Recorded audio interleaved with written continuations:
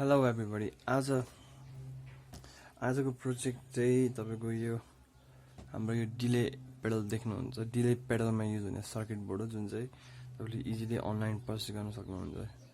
So literally बनाउन खोजेको चाहिँ हामीले रिवर्ब पेडल हो, इलेक्ट्रिक गिटार, भोकल या तपाईको बेस गिटार या जुनै होइन जसले चाहिँ पिकअप युज गर्छ या some sort of active line use गर्छ त्यसलाई रिवर्ब दिनको लागि हो या डिले भनौँ। जसमा चाहिँ तपाईको चाहिन्छ एउटा यो सर्किट बोर्ड जुन चाहिँ PT2399 आइसी बेस हो। तपाईले देख्न सक्नुहुन्छ कि म फोकस गरिदिन्छु फेरि। जसमा चाहिँ के छ भने तपाईको यो सर्किट बोर्ड लिनुहुन्छ। यो सर्किट बोर्डमा तपाईले देख्न सक्नुहुन्छ यहाँ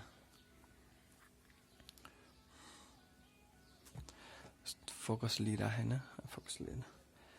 यो सर्किट बोर्डमा यो तीनटा देखिरहनु भएको छ, यो क्यापहरू। यो पोटेन्सियोमिटरको लागि हो, फेरि यहाँ नि तीनटा छ पोटेन्सियोमिटरको लागि। यो इन भनेको तपाईको सिग्नल इनको लागि यो, अनि सिग्नल आउट पोजिटिभ नेगेटिभ, अनि ब्याट्री टर्मिनल जसमा चाहिँ 5 भोल्टको रेगुलेटर अलरेडी बिल्ट इन छ। जसमा चाहिँ तपाईले 12 भोल्ट पनि दिनुहुन्छ भने यसले अटोमेटिक 5 भोल्ट दिन्छ र सिग्नल अन भएपछि तपाईको एउटा एलइडी बल्ब छ। यो चाहिँ तपाईको बिग्रेको बोर्ड हो, तर मैले युज गरेर बनाइसकेको चाहिँ यहाँ छ। तर के चाहिने थोकहरू चाहिँ म तपाईँलाई देखाइदिन्छु सुरुमा। फर्स्ट अफ अल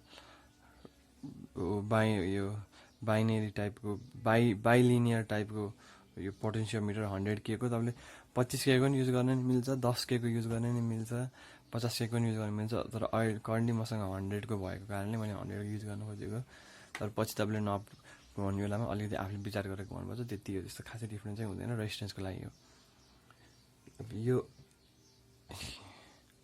यो भएको यो तीनटा चाहिँ तपाईको यहाँ यसरी गर्नुपर्ने हुन्छ। यहाँ एक्सटेन्सन लगाएर सोल्डरिङ गरेर, यहाँ नि एक्सटेन्सन लगाएर सोल्डरिङ गरेर, जुन यो तपाईको टिएसको फिमेल कनेक्टर छ टिप स्लिपको, यो पोजिटिभ नेगेटिभ यसरी यहाँ यो प्लस र माइनसमा पोजिटिभ र नेगेटिभ आउट र पोजिटिभ र नेगेटिभ इन गर्नुपर्छ।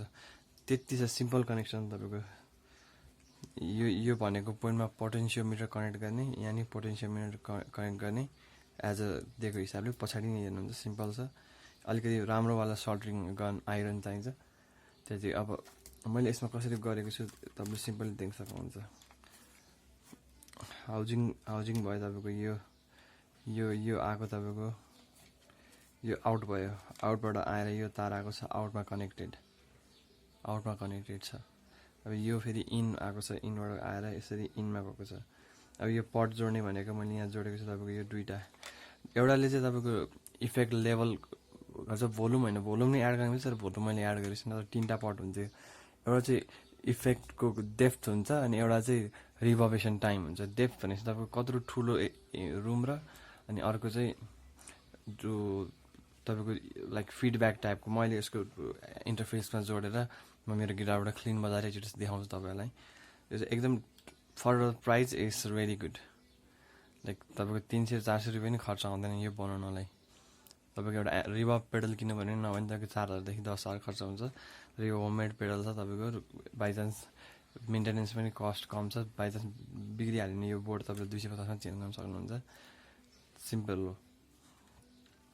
सो अब म देखाउँछु तपाईँको। यहाँ मैले 12 भोल्टको फिमेल कनेक्टर राखेको छु। यहाँ 12 भोल्टको कनेक्टरबाट गएको छ, 12 भोल्टबाट आएर तपाईँको यहाँ कनेक्ट भयो। यहीँबाट ग्राउन्ड लगेर पोटेन्सियोमिटरहरूमा जोडेको जस्तो हेर्नुहुन्छ। यहाँबाट गएको पट मिटर यहाँ छ, अनि योबाट गएर आएको यहाँ छ। अनि एउटा हाउजिङमा जस्ट ड्रिल मसिनले ड्रिल गरेर बनाएको छ, त्यति हो। अन गर्दाखेरि तपाईँको यहाँ बत्ती बल्छ, एउटा बत्ती बलेर देख्न सक्नुहुन्छ। अब म जोडेर तपाईँलाई सुनाउँछु यसको, तपाईँलाई खासै राम्रै लाग्छ होला।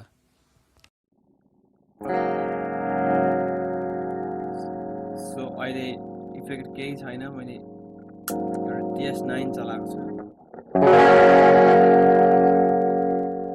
अहिले क्लिनमा ट्राई गरौँ। अहिले इफेक्ट कम्प्लिटली 0 छ। अब यो दुइटै नबलाई एटलिस्ट 25% गरौँ है त। सो अब तपाईँले इफेक्ट सुन्न सक्नुहुन्छ। अब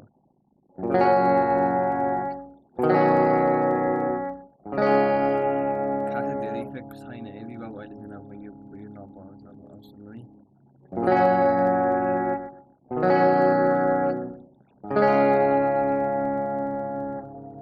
यो नबलाई म जति छ त्यति गर्छु है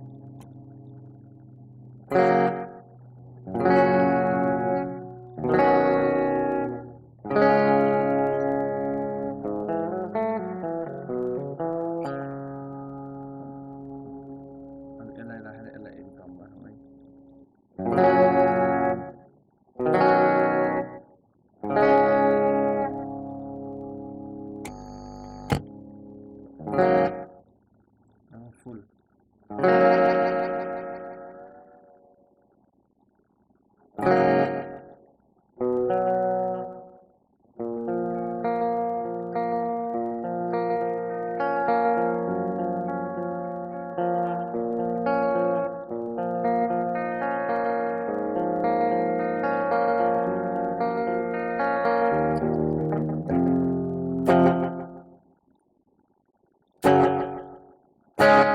दुईटै नब फुल राख्दाखेरि अर्कै इफेक्ट आउँछ तपाईँको अलिकति धेरै साइकल भयो जस्तो अब यसमा नै ड्राइभ हालेर गरौँ अलिकति लिड टोन